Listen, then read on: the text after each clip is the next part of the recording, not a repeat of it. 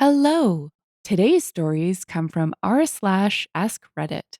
There was pretty much all positive feedback on our first long form Ask Reddit story a couple of weeks ago. So today, we're going to be reading anecdotes of some incredible survival stories in episode 2. Today's question is: Doctors and nurses of Reddit, what's your "you shouldn't have survived" story? NY38 shared: Doing my internship in a local hospital. There are multiple stories about unlikely survival outcomes, about people who, in my opinion, are immortal beings that like to spite God. Several cases have burned themselves into my brain, but there's one that takes the cake. A 31-year-old man was shot, then dropped at the local ER by the same guys who shot him. In total, he had 10 gunshot wounds across his thorax, abdomen, pelvis, and legs. The bullets went through almost every single organ and also broke a femur and a tibia. Needless to say, he was in hypovolemic shock and needed emergency surgery and blood transfusions. Look, I cannot tell you how much care has gone into his case. He spent 3 months in the ICU, and he's now at the surgery floor of the hospital. So far, he's had 25 plus surgical interventions, and counting, from 3 different teams and over 50 bags of blood. At one point, one of the teams realized they couldn't completely close his abdomen after one particular surgery and decided to leave his abdomen open. And several surgeries later, he developed what we call hostile abdomen. The abdominal wall is scarred and everything inside is topped up with fibrous adherences or tissue to the point that going in for yet another surgery is a hellish experience. He's also had multiple infections, both nosocomial and from his own digestive tract. One bullet entered through the abdomen, pierced his rectum, and exited through one of his butt cheeks. And during the healing process, the wound became a fistula that continuously dripped pus and mucus riddled with bacteria in and out of the abdominal cavity, to the point he fell into septic shock. Twice. Regular antibiotics were not doing their job no more, so infectology had to be called in regularly as he needed, and still needs, one heck of an antibiotic cocktail. Although he's still not completely out of the woods, at least the surgeons were able to successfully close his abdomen, his infection is currently under control, and his legs are finally healing properly. If you ask me, he'll probably live if the local gangs don't invade the hospital and kill him before he's discharged, because it almost happened with him a month into his stay. Someone said, cost shouldn't matter in a good healthcare system, but being in the US? This guy at a $5 million bill at this point? Cool Shark added, $6 million? We can rebuild him.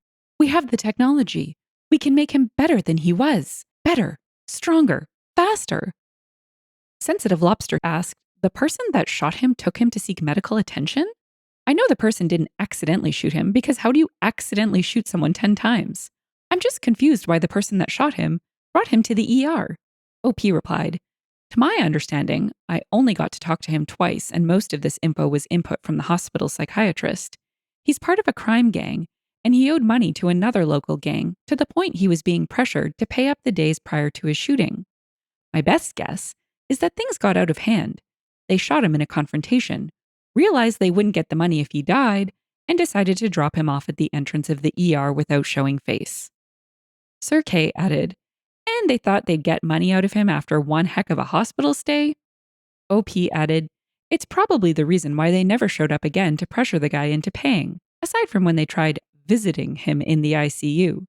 Or maybe they're now harassing his family and/or gang into giving them the money. Who knows at this point?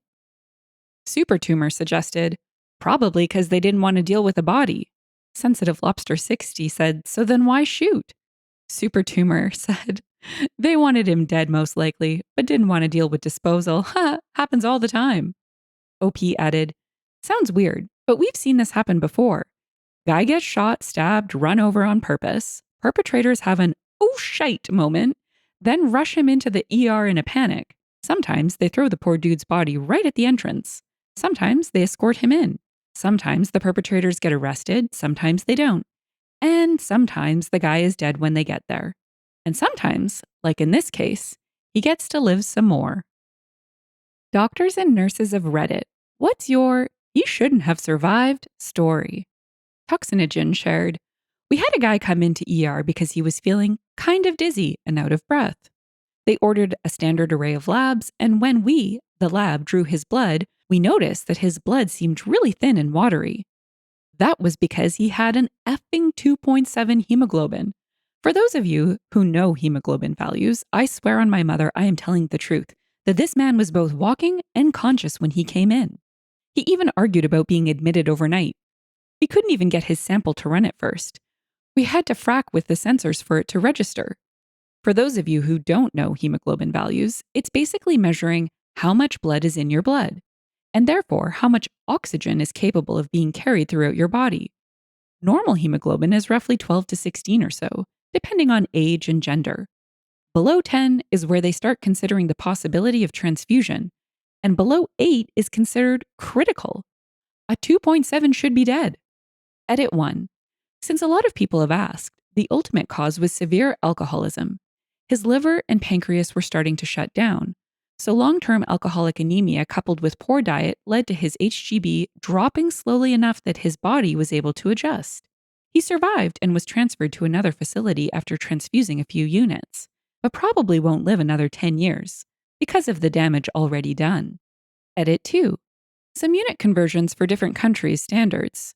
2.7 grams per deciliter equals 27 grams per liter equals 0.6 millimoles per liter.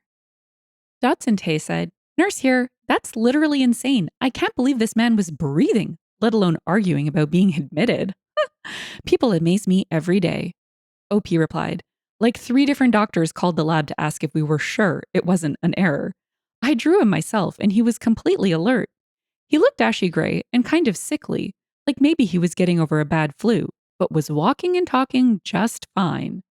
Someone else said, "I once found an HB of 3.4 in a patient. Clinical details were tired all the time, phoned his GP with the result urgently, who then contacted the patient to come into hospital for a transfusion. Apparently, patient refused to come in until he had finished digging the garden. 80-year-olds are stubborn as heck." Huh. Civil Gator said, "Well, that garden ain't gonna dig itself." Rude Emotion 648 shared, "I had one admitted with an HGB of 2, literally 2. I'm a newer RN, and I called the MD. He asked for a redraw. I'm hoping it's just a weird read from the A-line. Nope, it was 2. Of course, this happened at close to shift change, too." OP said, "It's always right at shift change." I don't blame the MD. If we hadn't drawn it ourselves, I would have suspected it was diluted from a saline flush. Guilty Web said, "Sure, because when something is incredibly crazy and think horses, not zebras, it makes sense to check and make sure it's not a simple error before declaring a major medical thing."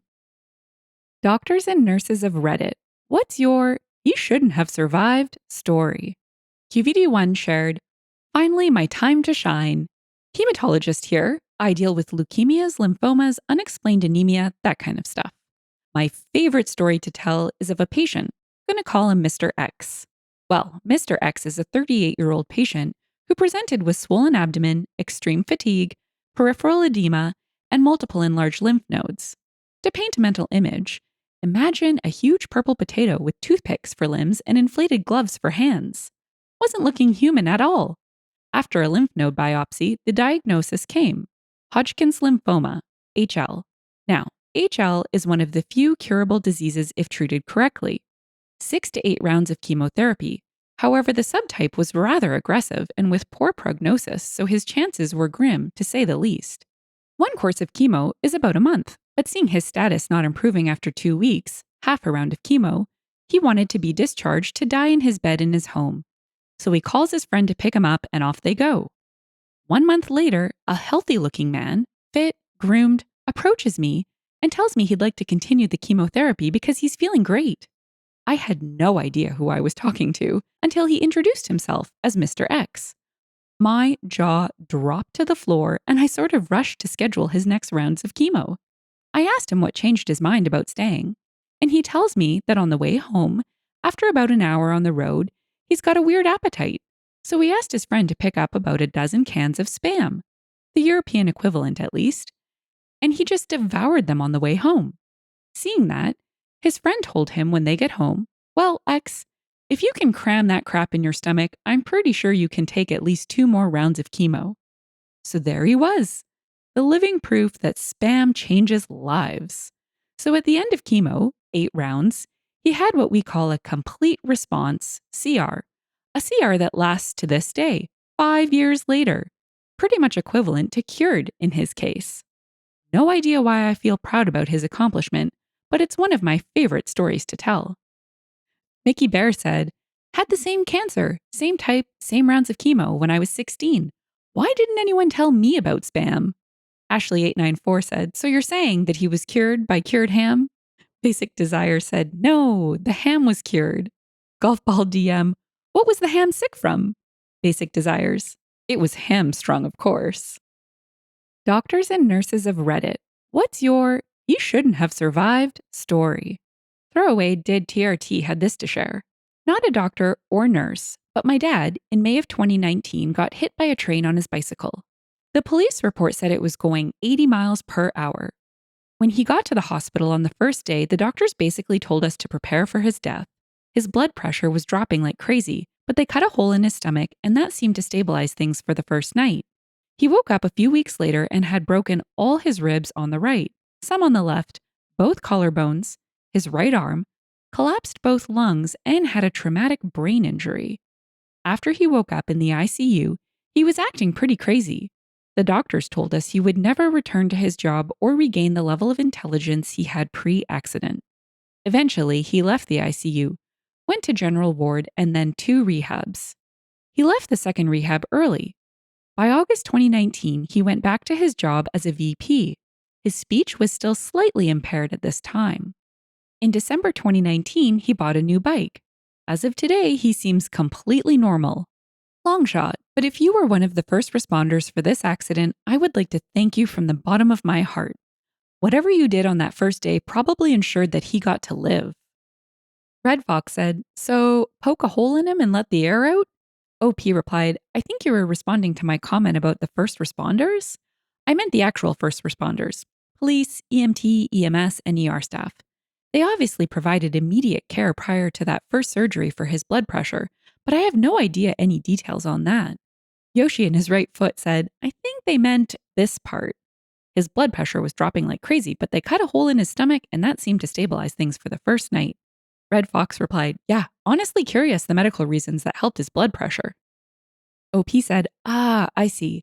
I don't understand the reason myself. It was a traumatic time for me and my memory is a bit blurry. Perhaps a doctor can chime in." Red Fox replied, "No problem. Thanks for responding." OP said, "I actually went back and looked at my texts because I was curious too. I don't have the reasoning exactly, but his blood pressure kept dropping, so the surgeons asked us if they could do discovery surgery of the abdomen to check for internal bleeding. Although no internal bleeding was found, as soon as his abdomen was opened, his blood pressure began to rise. They ended up leaving it open, held together with a device, and closing it 24 hours later. Sounds like pure chance." UWE asked, "Do you know if your dad had a near-death experience while at the hospital? Glad he's doing good." Comeback Kid Gorgeous said, "Is getting hit by a train not enough of a near-death experience for you?" UWE said, "No." OP said, "I don't think so. He doesn't remember the moments leading up to the accident and at least 6 weeks after." Bone Dragon Will Rise asked, "How did he get hit by a train on a bike?" Bub Nickel 9 said, "If I had to guess, I'd say he was crossing train tracks on his bike. Second guess would be ghost train appeared out of nowhere." Someone else said, "That happened to me once. I looked and the train was nowhere in sight, and then suddenly it was right there out of nowhere. Thankfully, something stopped me from moving forward. I'd always wondered how anyone could be so stupid as to get hit by a train." Doctors and nurses of Reddit, what's your "you shouldn't have survived" story? Destructoid MK2 shared, "Neither a nurse nor a doctor, but an EMTB working for a county 911 system. I was a crew of 2, both of us were EMTBs. We received a call for a 40-something male having difficulty breathing and some chest pain. Once we arrived on scene and walked into the door to his kitchen, he was sitting in a tripod position at the kitchen table about 15 feet from us. He was audibly wheezing and said it was really hard for him to breathe. Assisted him onto the stretcher and into the ambulance. Gave the patient O2 and placed him on a 12-lead BP cuff and pulse ox, transmitted it to the nearby hospital, and radio dispatched to try and have a paramedic unit meet us en route. Wasn't able to, so we made it to the hospital in about 5 to 10 minutes. When we transferred him from our stretcher to the hospital bed, he went into cardiac arrest. After the first round of CPR and cardiac drugs, they were able to sustain a pulse. After a few hours of running other calls, we were at the same hospital and the doctor said that the patient had a pulmonary embolism, widowmaker segment elevation myocardial infarction, and stroke, on top of him coding. As far as I know, he survived. Gross Acid said, I'm interested to see what was the cause of all those blood clots. There must have been some medical issues before that he was pushing off until he had that chest pain and shortness of breath. That's just wild. Amanda Pandemonium said, wow, that's like the worst bingo ever. Hope he's doing well. United Introvert shared, had a segment elevation myocardial infarction patient dead on the cath lab table who was defibrillated 48 times. We said we will do one more, then call it. 49th shock, then sinus rhythm. Dude was playing golf 2 months later. Civilized Primate said, serious questions because 48 times already seems excessive. How many times is it normal to try? What makes you decide to keep trying? Leave Reddit alone said, I guess as long as there's a shockable rhythm? Someone replied, also for you/Cheshirem. Don't know about the above story, but during an acute myocardial infarction, it's not uncommon for patients to go into ventricular fibrillation or ventricular tachycardia. In this context, it can be relatively easy to shock them out and into a normal rhythm. We often just shock without doing CPR because the shock is often effective. If it doesn't work, we start full CPR. So it's possible for a patient to have numerous shocks with a successful return normal rhythm at one shock each time. If the shocks don't work to return you to a normal rhythm, then you work on a normal CPR algorithm, and during that, 15 shocks is about 30 minutes. So if you don't revert back during that time, then success with a good neurological outcome is extremely unlikely. Cheshire M said, also curious because they gave up on my dad after 15. United Introverts added, 15 is a lot, 49 is a crazy number of shocks. Because he had a clearly reversible cause, they wanted to continue until they had done everything they could. How soon they stop depends on the exact circumstances. If you've enjoyed the story and would like to hear more, consider liking, subscribing, and leaving a comment. Thanks, and bye for now.